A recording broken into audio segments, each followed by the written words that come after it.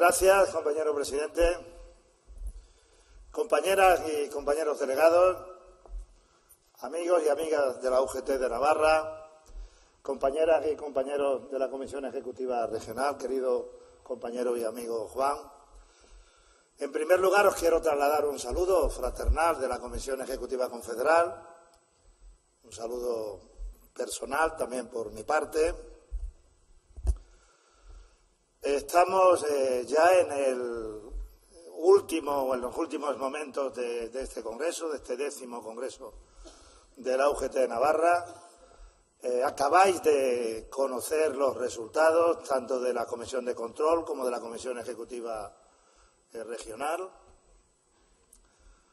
Yo creo que del resultado de la Comisión Ejecutiva Regional tiene que extraer algunas conclusiones la propia Comisión Ejecutiva Regional, pero sobre todo la Unión General de Trabajadores de Navarra. ¿Con qué objetivo? Pues con el objetivo sobre todo y fundamentalmente de mirar hacia adelante en una situación que sabéis es muy comprometida, enarbolando uno de los mejores y mayores valores que tiene la Unión General de Trabajadores, que se define sobre dos conceptos: la unidad y la solidaridad interna. Yo creo que no os debéis de dejar atenazar por preocupaciones internas. Yo creo que debemos de hacer un esfuerzo por valorar nuestro trabajo colectivo.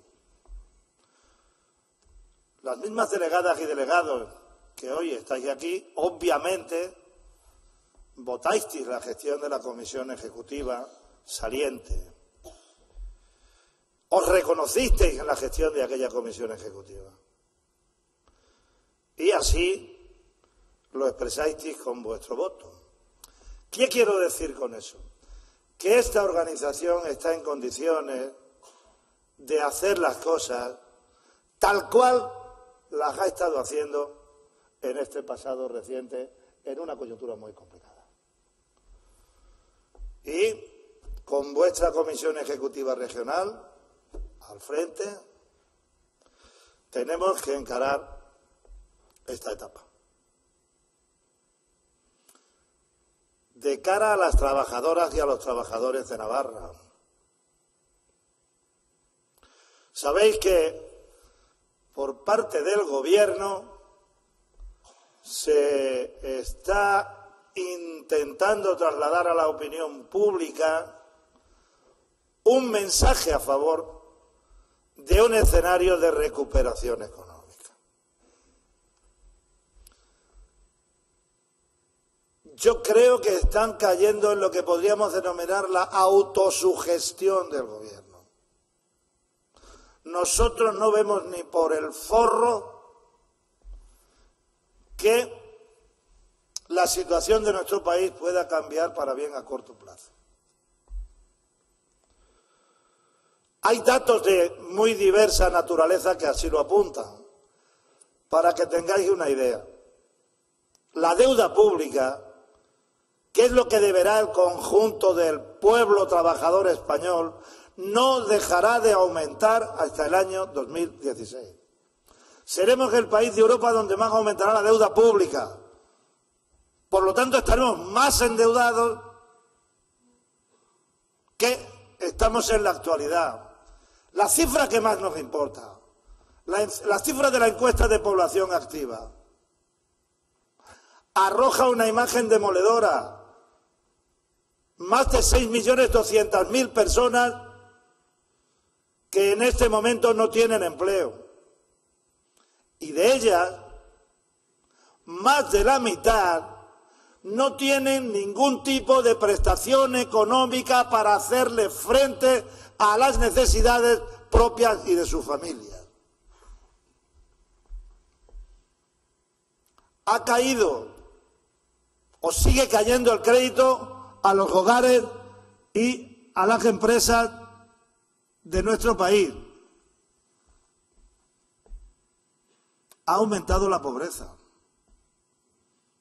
El cuarto trimestre del año 2007 arrojaba una cifra de 365.000 niños y niñas que estaban en situación de pobreza en nuestro país, porque sus hogares no tenían ninguna persona que trabajara y no tenían rentas suficientes para salir adelante.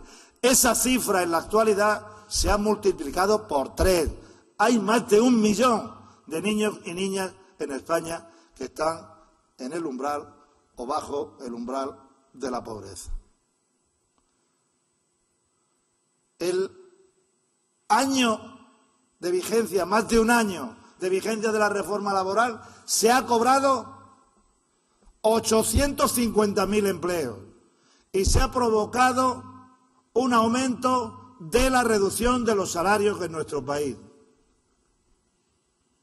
Os cuento todo esto no porque no lo sepáis, porque si no lo sabéis en las cifras, lo sabéis en la realidad. Lo digo simplemente porque tenemos tanto que hacer que no podemos permitirnos estar en las próximas semanas mirándonos las pelusas del ombligo, si me permitís la expresión. Tenemos que hacer frente a esta situación, definir alternativas, que las tenemos.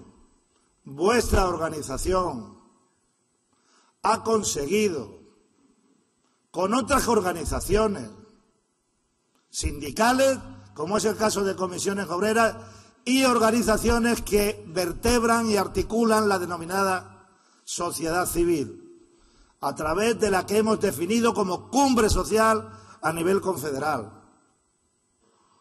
Aquí tendrá una expresión distinta, no lo sé, o una expresión parecida.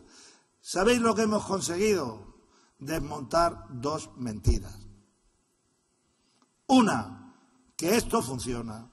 Esto ni funciona ni funcionará. Otra, que no hay alternativa. Sí hay alternativa. Y es curioso y paradójico que el propio presidente del gobierno que está imponiendo las políticas de recorte aquí en su país haga una declaración conjunta, primero con las organizaciones sindicales y patronales y posteriormente con el líder de la oposición pidiendo un cambio de política en la Unión Europea, a favor de la reactivación económica y a favor del empleo.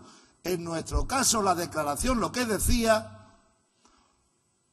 un cambio a favor de la reactivación económica y del empleo en la Unión Europea y sus Estados miembros. Por lo tanto, el propio gobierno reconoce que con lo que se lleva haciendo aquí desde mayo del año 2010, las cosas han ido a peor y que hay que buscar otra alternativa. Nosotros en esta situación probablemente tengamos que mantener una posición de defender y resistir, que no es lo mismo que estar a la defensiva. Quien está a la defensiva es aquella que reconoce que sus valores no tienen la misma fortaleza que los valores de su interlocutor o los valores de su adversario. Nosotros sabemos que nuestros valores, nuestras alternativas, no solo se pueden igualar, sino que tienen supremacía social, democrática e incluso mayor racionalidad económica que las alternativas que enarbola el gobierno y aquellos que defienden la política del gobierno. Por eso estamos en posición de defender y resistir, pero no estamos en una posición defensiva. Y ante unos meses, compañeras y compañeros, donde hay cosas que pueden empeorar aún más si pueden empeorar la situación actual. Sabéis que la Comisión Europea le ha dado al Gobierno 2 años más para que cumpla el requisito de déficit público. Se habla de demorar del 2014 al 2016 la reducción del déficit al 3%, 2,8%. Pero lo que ha hecho la Comisión Europea es cambiar años de demora por lo que denomina reformas estructurales. Sobre 3 ejes. 1, subir impuestos. Particularmente están hablando del IVA. 2, dar otra vuelta de tuerca a la reforma laboral. 3, recortar más las pensiones. Ese es el horizonte en el que nos podemos mover en los próximos tiempos. Nosotros tenemos una reunión con el presidente del Gobierno el próximo lunes. La hemos pedido desde la Confederación Europea de Sindicatos. Va a venir la secretaria general de la Confederación Europea de Sindicatos a esa reunión. Le vamos a exigir al presidente del Gobierno que forme parte decidida de aquellos que van a exigir un cambio de rumbo en la Unión Europea, a favor de la reactivación económica, a favor del empleo, para proteger el empleo juvenil. Y le vamos a advertir que no se apunte a operaciones de propaganda, porque se está hablando de sacar adelante un programa para combatir el desempleo juvenil con una cantidad absolutamente insignificante. Pero es que de esa misma cantidad y con ese mismo objetivo, erradicar el paro juvenil, se lleva hablando ya un año. Desde la cumbre de hace un año, de dientes afuera, se habla mucho del paro juvenil, se habla y se habla, de dientes adentro, lo que se piensa y lo que se hace es seguir en las políticas de recorte. Y por lo tanto, eso hay que resolverlo y enmendarlo, porque en estos últimos años ha ocurrido lo siguiente.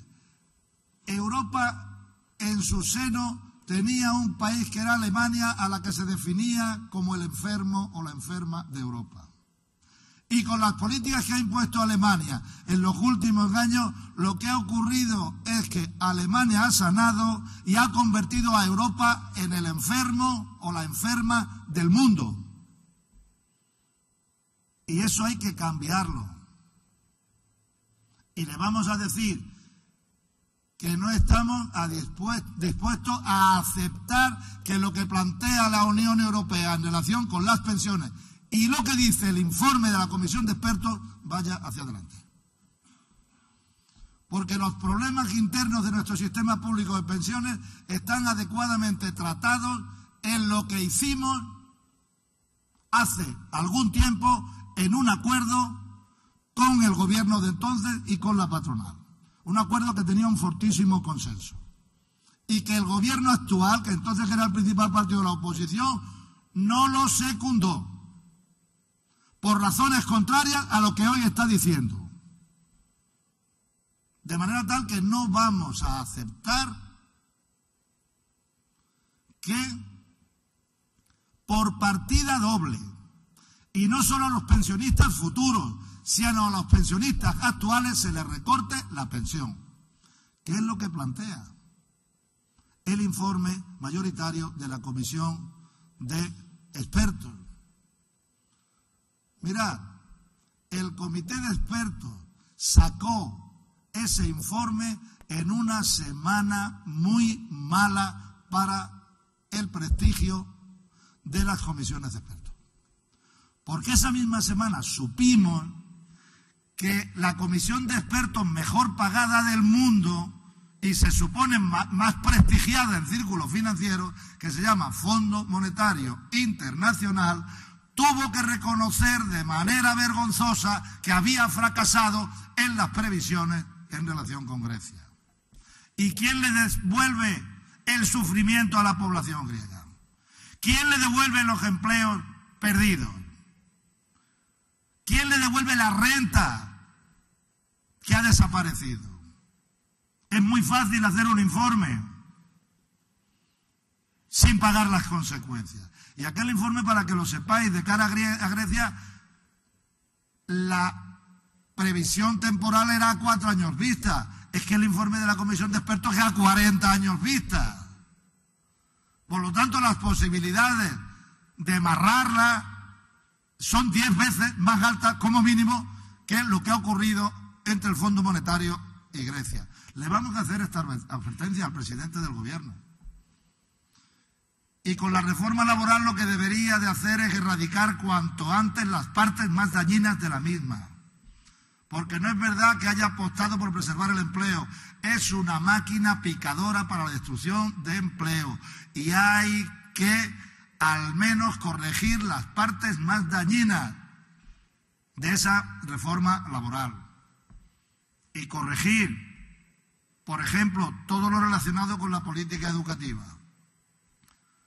La ley Wert significa destruir el ascensor social que había en nuestro país, que posibilitaba que más allá de la situación económica de una familia, sus hijos pudieran acceder a cualquier nivel de la enseñanza en nuestro país.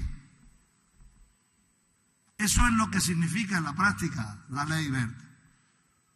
Mirad, nosotros tenemos un sistema de becas que tiene una dotación que creo que nos debería de abochornar. La dotación económica. La dotación económica para becas que hay en nuestro país es la tercera parte de la dotación económica que en promedio tienen los países de la OCDE.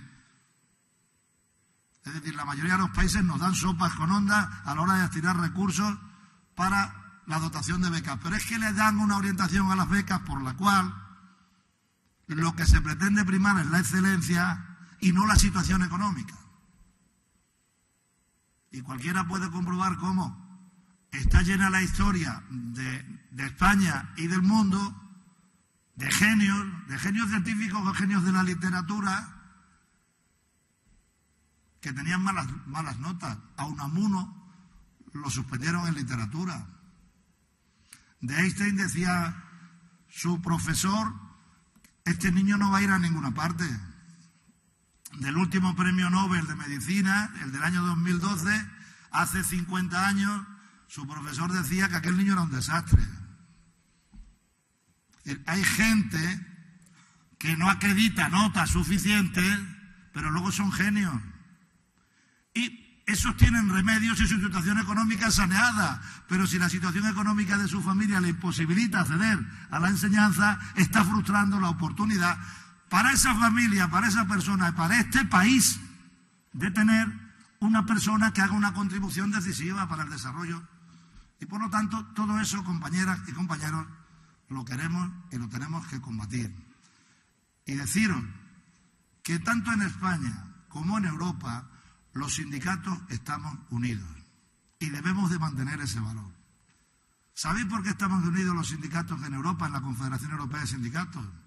¿Por qué defendemos el mismo mensaje los sindicatos del sur como los sindicatos del centro, la DGB alemana, como los sindicatos del norte de Europa? Porque hemos llegado a una conclusión, que el sur no es solo una situación geográfica, el sur también es una situación social. Todos los países tienen su sur, todos. Nosotros ese sur lo padecemos por partida doble. Pero lo que está ocurriendo aquí, en nuestro país, se está extendiendo como una mancha de aceite hacia el centro y hacia el norte de Europa. En Alemania el 20% de la población está bajo el umbral de la pobreza. Los jóvenes que han sido atrapados por los mini-jobs están en situación de pobreza y como al final se está demostrando que el mini-job no es un elemento o una escalera a través de la cual acceden luego a un empleo de mayor calidad, sino que se reproduce la situación en el tiempo en el mini-job, hoy como jóvenes son perdedores y mañana como adultos seguirán siendo perdedores. Porque no podrán acceder cuando llegue la edad de jubilación a una pensión contributiva. Y eso los sindicatos alemanes lo saben. Los sindicatos alemanes han sido enormemente refractarios a que se impusiera el salario mínimo interprofesional en su país. ¿Por qué? Porque el salario mínimo allí se establece en los convenios colectivos y se establece por sectores. De manera tal que un trabajador o una trabajadora de una peluquería cobra 2.190 euros al mes, cuando aquí cobrará el salario mínimo. pero se les está cayendo la gente por abajo porque hay gente que ya no está amparada por el convenio colectivo. Y por eso han decidido plantear, para resolver su sur social, el salario mínimo. O en Suecia habréis conocido que hace poco en la capital, en Estocolmo, ha habido movilizaciones y revueltas en los barrios obreros del extrarradio, que están habitados por ciudadanos y ciudadanas de Suecia. Es verdad que sus padres o sus abuelos eran inmigrantes. Es que en esos barrios el paro es del 16%.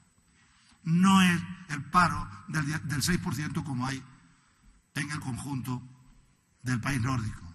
Por eso estamos todos unidos en esa situación y todos defendemos la misma posición. Y en eso tenemos que seguir, compañeras y compañeros. Mirad, hay una frase que dice algo así como: los malos tiempos absorben tus energías, ocupan tus pensamientos y contaminan toda tu vida. Y es verdad. Nosotros tenemos una doble misión: dar alternativa y dar fortaleza moral. Nosotros no nos podemos permitir sucumbir a la resignación y a la erosión moral, porque una de nuestras obligaciones es darle fortaleza moral y devolverle la autoestima a muchas trabajadoras y a muchos trabajadores que lo están pasando muy mal. Esa tiene que ser también nuestra misión. Se dice, cuando corren malos tiempos, o te unes o te derrumbas. Y nosotros somos la Unión, no lo olvidéis, la Unión General de Trabajadores. Nada más, muchísimas gracias.